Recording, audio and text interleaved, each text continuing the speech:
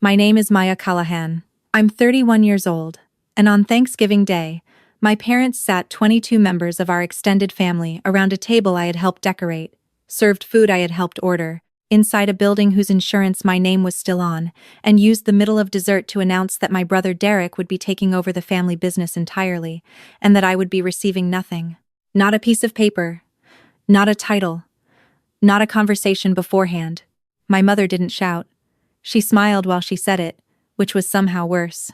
She stood up with her wine glass like she was making a toast, and she said, clear enough for every aunt and uncle and second cousin to hear, that Derek had been the one truly invested in growing Callahan Catering, that he had the vision, the energy, the presence that a growing company needed at the front, and that it wouldn't be fair to saddle him with a co-owner who had never really shown any passion for the business. I sat 3 chairs away and listened to my mother describe me to my own family like I was a polite stranger who had occasionally helped out. My father nodded the whole time. He had his hands folded on the table the way he does when he's decided something is already done and doesn't want to discuss it. My brother stared at his plate, but not the way someone does when they're embarrassed, more like someone who already knew the announcement was coming and had practiced looking humble. Nobody spoke when she finished. The only sound was my niece scraping the last of the cranberry sauce from a serving bowl at the far end of the table. I didn't cry. I didn't throw anything. I didn't ask my mother to explain what presents meant when I had been handling the financial backbone of Callahan, catering for 6 years without a single title, a salary adjustment, or a thank you that wasn't attached to a deadline. I said, "Excuse me," folded my napkin onto the table, walked out through the kitchen, and sat in my car for 11 minutes in the dark driveway before I drove back to my apartment in Columbus. Before I tell you what happened next, tell me something. If your family publicly handed your life's work to someone else and called it vision, what would you do? I really want to know where you're watching from and what you think. By the time I got home, my phone had 2 texts. One from my cousin Brendan that said only, "I'm sorry." The other from my brother, which said, "It's not personal. It's what's best for the company long term." I stared at that second one for a long time. Callahan Catering started when my parents converted my grandfather's garage into a prep kitchen and started doing church potlucks and small retirement parties. By the time I was in college, they had a commercial kitchen lease, a fleet of 3 vans, and a reputation solid enough to land corporate lunch contracts with 2 regional law firms. By the time I graduated and went to work as a tax compliance analyst for a mid-sized accounting firm, the business had grown into something that needed more than charm, and my mother's chicken marsala recipe to keep running. That's where I came in. Quietly, the way I apparently did everything. My job at the firm means I spend my days reading financial statements, preparing tax filings, tracking quarterly obligations, managing compliance timelines, and making sure companies don't walk into problems they could have avoided by reading 2 pages of IRS guidance. For Callahan Catering, I did the same thing, just without the billing code. I filed their annual business returns. I tracked the quarterly payroll tax deposits and caught 3 near misses where my father had confused gross payroll with net and almost underpaid. I renegotiated their general liability coverage after their original policy had a gap that would have left them exposed at a large outdoor event. I set up their accounting software and trained the part-time bookkeeper, Sandra, on the chart of accounts I built from scratch. When the city updated food handler licensing requirements, and the business was 2 weeks from technically operating without valid certification, I found the gap, filed the renewal, and had the updated certificates posted before any inspector showed up. When they applied for a small business loan to upgrade the kitchen equipment 2 years ago, it was my financial projections and debt service documentation that got the application approved. My mother had called me detail-oriented once, the same way someone might describe a household appliance. That night, after I stopped staring at my brother's text, I opened my laptop and did what I always do when I need to understand a problem clearly. I made a list. Not out of anger, out of the same professional reflex that makes me check a client's estimated tax payments before I feel anything else. I started with the obvious ones. My name was the authorized signatory on the business checking account's online portal, not an owner. Just the person my father had added years ago when he kept bouncing the quarterly tax payments because he confused the due dates. My login credentials were still active. I was the primary contact listed on their general liability and commercial auto policies. The insurance agent, Tom Waverly still sent renewal notices directly to my email because the one time he'd sent them to my mother's address, she had filed it in a drawer and they'd nearly lapsed. I was the registered agent contact for their state business license. I was the administrator on the accounting software my parents had never learned to log in to pass the dashboard. I had set up and still managed the payroll service integration because the first time my brother had tried to run payroll after I showed him the steps twice, he had processed it 12 hours late and created a tax deposit shortfall I had to fix on a Saturday. The list took 40 minutes to build and filled a full page before I reached the items I had almost forgotten about. Like the fact that the loan repayment schedule I had modeled was still the document their bank had on file as the basis for their covenant compliance, or that the annual sales tax reconciliation I filed every January was due in 6 weeks. I didn't feel powerful looking at that page. I felt tired. The kind of tired that shows up when you finally see in writing what you had been doing in your head for years. I called Priya, who is the kind of friend who skips the part where she pretends your family might have meant well. She answered on the second ring even though it was nearly 11, and she listened without interrupting while I walked through the whole dinner. When I finished, she asked me one question. What does Derek actually know how to do in that business? I thought about it seriously. My brother is good with people. He schmoozes clients at tastings. He looks good in photos for the social media page my mother runs. He can read a room at a wedding reception and charm a nervous bride's mother into relaxing. Those things have value. I'm not dismissing them. But he had never filed a tax form. He had never read their insurance policy. He had never sat on hold with the IRS for 40 minutes to resolve a misapplied payment. He had never done anything that happened on paper, behind the scenes, or after 11 at night. I told Priya all of that. She said, "So the business runs on two completely different things, and your parents just announced publicly that only one of those things counts." I went to bed that night with the list still open on my laptop and a decision already forming the way decisions do when you stop fighting the obvious. The next morning, I did what I do with any client file I'm closing. I built a transition document, comprehensive, professional, and complete. Every account, every credential, every subscription, every deadline, every contact. I noted what required action and when. I wrote clear transfer instructions for each item. I did not write anything about Thanksgiving. I did not use the word hurt or unfair or parasite, though that last one wasn't theirs, it was mine. The word that kept surfacing when I thought about how thoroughly I had been used. The document ran to 11 pages. I sent it to my parents, my brother, and Sandra in one email. Subject line: Callahan Catering Administrative Transition. In the body, I wrote, that effective immediately. I was stepping back from all unpaid operational and administrative support roles connected to the business. I noted that any accounts currently linked to my personal credentials or email would be transitioned within 7 days, and that I had attached complete handoff documentation for each item. I told them that anything requiring my professional license or firm affiliation would need to be handled by an outside CPA going forward, and I offered a short list of local firms they could contact. I did not mention the dinner. I did not say I was hurt. I did not explain why. If they couldn't figure out why, no explanation would matter. My brother called within the hour. I sent him to voicemail. In the message, he said I was being dramatic, and that I was trying to punish the family because I was upset about a business decision that had nothing to do with my contributions, which he appreciated. He wanted me to know that. He said the word appreciated, like he was reading it off a card. My mother did not call. She sent a text that said, "This is not the time for one of your episodes." I screenshotted it, added it to a folder I had already titled clearly on my desktop, and kept working through the transition list. Over the next 3 days, I moved through each item the way I work through any complex filing, methodically, without rushing, without second-guessing. I removed my personal email from the insurance renewal notification chain and updated Tom Waverly with a formal note that ownership should receive all future correspondence directly.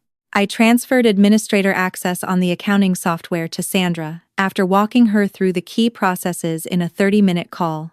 Sandra was quiet through most of it, asking careful questions, and before we hung up, she said, "Maya, do they understand what they're asking her to cover?" I told her the transition document covered everything she needed. There was a pause. Then she said, I know. That's not what I asked. I updated the state business license contact to my mother's email and mailed a physical confirmation to the registered business address. I removed myself from the payroll service as backup administrator and sent detailed year-end instructions, since they were now 6 weeks from the period where quarterly reconciliation feeds into the annual filing. I sent the bank a formal letter, copied to my father, noting that I was no longer serving in any advisory capacity and that loan covenant compliance documentation going forward should be coordinated directly with ownership or their designated CPA. On the 4th day, my cousin Brendan texted to check on me. He had been at the dinner. He had watched the whole thing from the seat closest to the window, and I had caught his expression right after my mother finished her toast, the flat, disbelieving look of someone watching an accident happen in slow motion.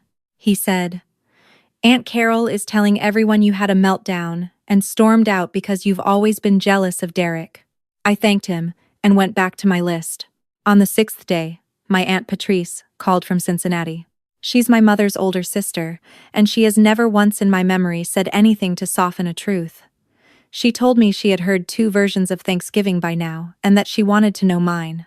I gave it to her, factually, without embellishment. She was quiet for a moment. Then she said, I'm going to ask you something your mother should have asked first. Are you all right? I told her I thought I was.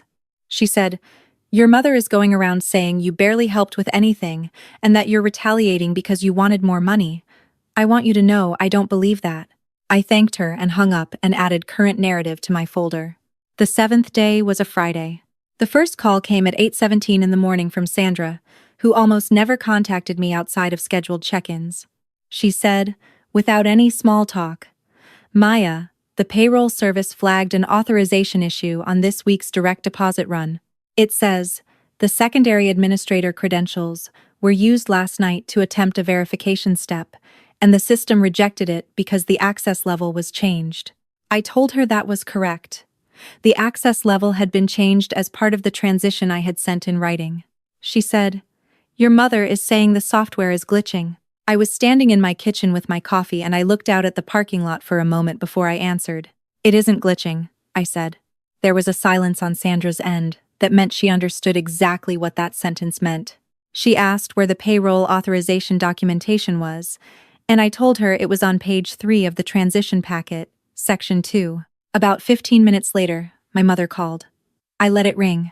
Then my father. Then Derek. Then my mother again. By 9:30, I had 14 missed calls and 4 voicemails. My mother's first voicemail was clipped and annoyed. The second was pointed. The third was something she probably didn't intend to record because I could hear her voice crack before she composed herself. The fourth was controlled again, which was somehow the scariest one. She said, Maya, there are 17 employees counting on a paycheck today. Whatever you think you're proving, stop it now. That sentence was engineered perfectly. 17 employees. She knew exactly which lever to pull. The old version of me, the one who had been staying late, fixing problems quietly, accepting cold thank yous for 6 years, that version nearly called her back immediately. I listened to the voicemail again, and I noticed what wasn't in it. No acknowledgement of the dinner. No acknowledgement of what she had said in front of 22 people. No acknowledgement that the payroll system worked every single time until the person running it was publicly told she had no place in the business's future. Just the leverage. Just the employees. I did not call her back.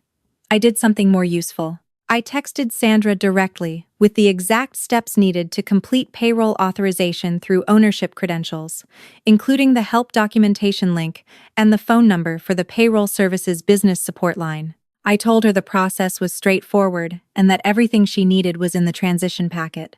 She replied 3 minutes later, "Thank you, I'll walk them through it." By mid-morning, the cascade had started, the way it always does when ignored compliance work meets actual deadlines.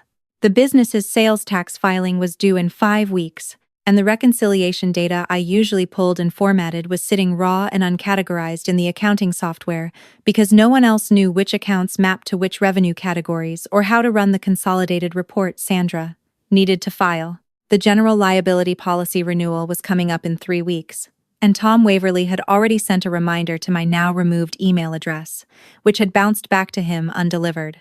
and the bank's quarterly covenant certification, a simple form confirming that the business's debt service coverage ratio was still within the agreed range, was due at the end of the month.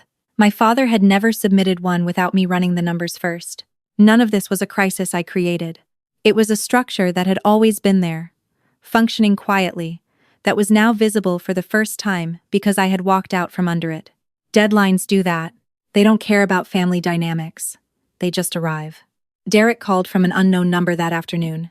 I answered because I recognized the area code. He said, "What exactly do you want?" Not hello, not I'm sorry, not I should have said something when Mom made that toast. Just what do you want, the way someone asks when they think they're negotiating a price. I told him I didn't want anything from him. I had documented everything and transitioned everything, and the business had everything it needed to function without me. The documentation was thorough enough that any competent CPA they hired could pick it up within a week. He said, "We don't have a week. Payroll is still not fully cleared, and Sandra says the insurance agent is calling." I told him Tom Waverly's number was on page 7 of the transition packet, and that the renewal process was straightforward. He said, "You're really going to do this? Over a Thanksgiving dinner?" I leaned back in my chair and looked at the ceiling for a moment before I answered. I said, "I didn't do anything, Derek. I stopped doing things that were never mine to carry in the first place." He started on the familiar script. Family. Emotions running high. Mom didn't choose her words well. Dad under pressure. Me making a business issue personal. I let him get through most of it before he arrived at the part that mattered. He said, "Just walk us through the payroll setup. Just this once." Just. I thought about all the times that word had been the beginning of a 6-hour Saturday. I said, "Page 3, Section 2. I hung up. That evening, the family group chat, which had been perfectly silent during and after Thanksgiving, suddenly had 47 messages in 2 hours. My mother asked if anyone had a contact at a CPA firm who could help on short notice. My father wrote that there had been an administrative miscommunication and that things were being resolved. Derek posted a link to accounting software tutorials on YouTube, which would have been funny if it weren't so expensive. And then Brendan dropped one message into the thread. No caption. Just a still image from a video, my mother standing with her wine glass, mid-toast, and me sitting 3 chairs away with an expression I didn't remember making, somewhere between disbelief and a resignation so old it had become muscle memory. Nobody typed for several minutes after that. Aunt Patrice wrote, simply, "I think I understand the miscommunication now." My father called that night at 10:45. His voice was different from the voicemails, less authority, more calculation. He said they needed to talk in person and that it would be better to handle this as a family before it affected anything else. I asked him where and when. He said, "Come to the house Saturday. We'll sit down together and sort it out properly." I told him I'd be there. When I told Priya, she said, "They think they're bringing you back to the table to settle you down. They think if they just sit with you long enough you'll fix everything to avoid the conflict." "I know," I said. She said, "So what are you going to do?" I said, "Go to the table." Saturday night, my parents' house looked exactly the way it always does when my mother wants the setting to do persuasive work for her. Nice candles, good cheese out, the kitchen smelling like the apple cake she makes for occasions she wants people to associate with warmth. If you walked in without knowing what had happened at Thanksgiving, you'd think it was a normal family night. I counted 11 people when I walked in. Most of the same relatives from Thanksgiving, plus Aunt Patrice, who had apparently driven down from Cincinnati without telling my mother she was coming.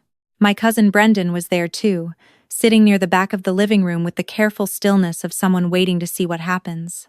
My father stood near the fireplace in the posture he uses when he thinks he's mediating rather than defending. My mother sat with her hands folded, composed in the way she gets when she's decided on a version of events and is going to hold it by sheer force of presentation. Derek stood near the kitchen doorway and did not make eye contact with me. Nobody spoke first, so I sat down, set my bag on the floor, and folded my hands on the table. My father opened. He said there had clearly been a communication failure around the business transition announcement, that my feelings were understandable, and that they wanted to find a way to move forward that worked for everyone. He did not use the word wrong. He did not use the word hurt. He used communication failure the way a press release uses regret.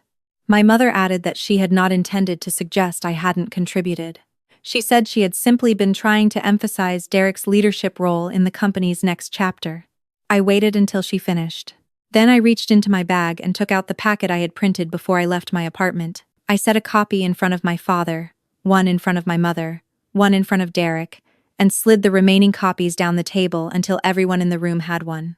I said, "This is a summary of the administrative, financial, and compliance work I managed for Callahan Catering over the past 6 years. Each item includes dates, the systems involved, and the business impact of the task. The last 2 pages are the deadlines currently outstanding and the transition instructions I already sent." My father looked at the first page and said, "That's not what we're here to discuss." I said, "I know that's not why you called this meeting, but it's why I came." My mother's voice had an edge she didn't bother to smooth. She said, "Maya, there's a difference between helping your family and holding the business hostage." I looked at her across the table.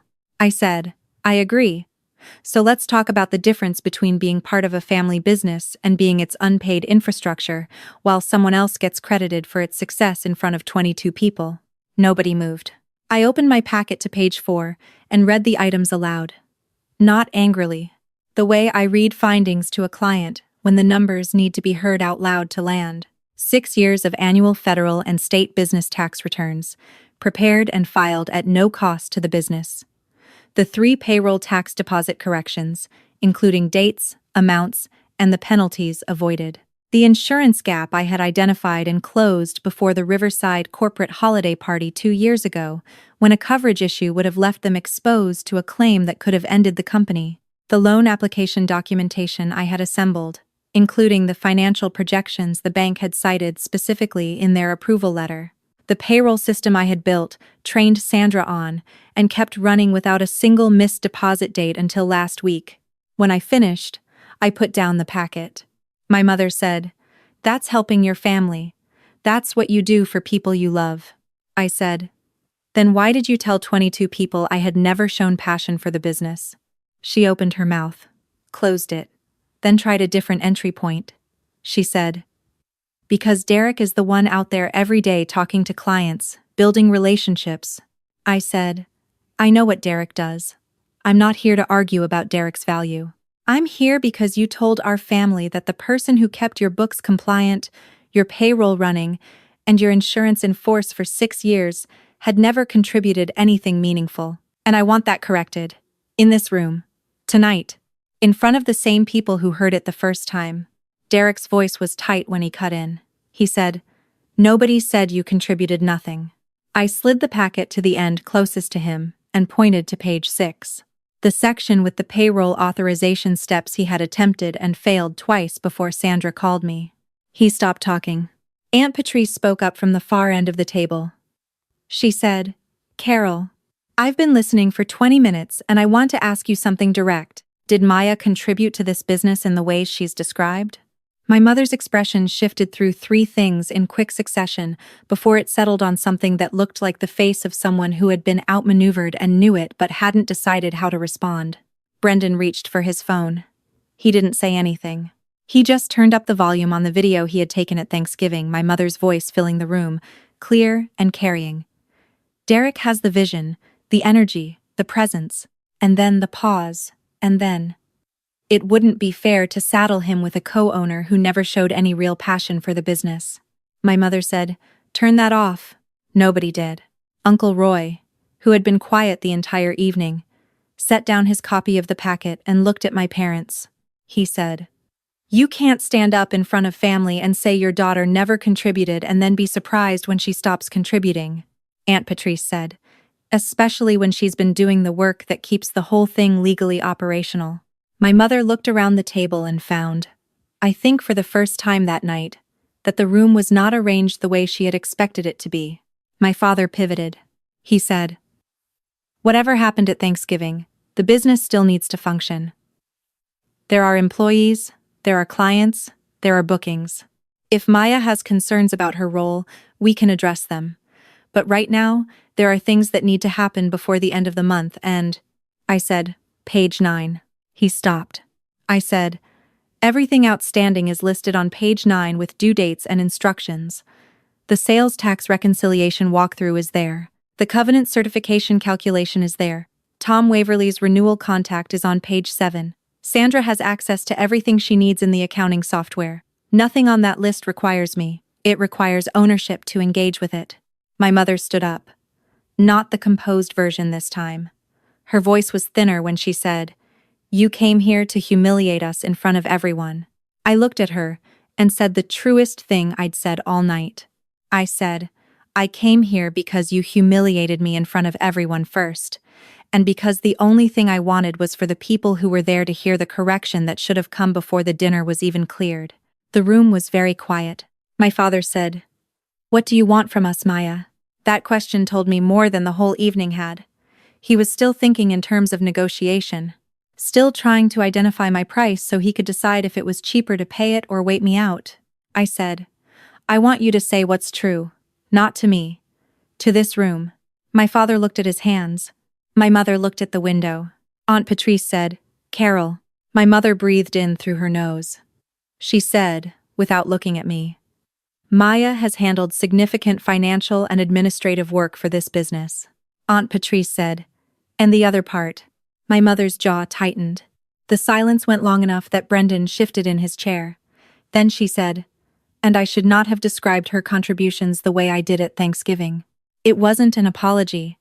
It wasn't anywhere close to what those 6 years deserved, but it was a correction, spoken out loud, in front of the same people who had heard the original lie, and that was the only thing I had actually come for. I closed my file, stood up, and put on my coat. My father said, "We still need to talk about the outstanding items before the end of the month." I said, "I know, that's what page 9 is for." I left before anyone could turn that sentence into another conversation. Out in the driveway, I sat in my car for longer than I had at Thanksgiving. Not because I was shaking this time, but because I was trying to name what I was feeling. And it took a while to realize it wasn't satisfaction or relief or closure. It was just stillness. The particular quiet of a thing that had been pulling at you for years finally letting go. Priya texted while I was sitting there. "Well?" I typed back. She said it. She replied, "Out loud?" I replied, "Out loud." There was a pause. Then she sent a single word, "Good." The weeks after were not dramatic. There was no bankruptcy filing, no viral exposure, no cinematic collapse. Real consequences rarely look like that. They look like the sales tax reconciliation getting filed 4 days late because nobody understood the export format until Sandra called the software company herself. They look like Tom Waverly calling my father twice before he understood that the renewal required more than a signature. They look like the covenant certification going to the bank without the supporting calculations, and the loan officer calling to request clarification, which delayed a routine review by 3 weeks and added a note to the file. They look like Derek posting less about leadership on the company Instagram and more about how they're a family operation that does things with heart, which is what people say when the mechanics of the thing are no longer running smoothly and they need the audience to not look too closely. Sandra stayed. She's competent and patient, and she had been running on muscle memory and my phone number for years without getting enough credit for either. Once she had full access and clear documentation, she handled most of it. She told me at Christmas, when we got coffee, that the month after I left was the most stressful of her career and also the most clarifying. She said, "I learned more about how this business actually works in 3 weeks than in the previous 3 years. Because for 3 years, you were the buffer." I thought about that word for a long time afterward. Aunt Patrice texted me twice in December, once to check in and once to send a picture of her cat standing in a pile of holiday mail.